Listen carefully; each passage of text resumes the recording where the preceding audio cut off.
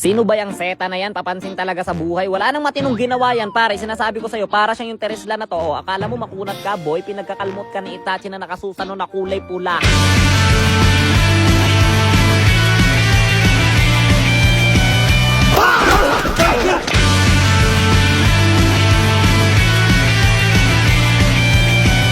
Kat, ba't ba hindi Naruto yung isa dyan? Naiinis ako, kick na nga yun.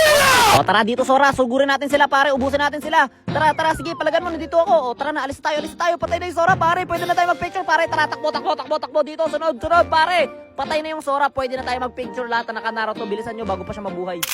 Naglo-lord yung mga kalaban pare, kailangan namin silang pigilan para hindi nila makuha yung Lord. Ba't kasi naglo-lord kayo sa Classic? Dapat nga hindi nyo ginagawa yan, no? Sige, tara, dito, Lord Clash tayo. Gusto nyo yan, ha? Gusto nyo yan, ha? Op, teka lang pare, Genjutsu, ano na nangyari? Ang gulo, wala akong makita pare, wala akong makita maayos. Basta ako, second skill enhance, wala.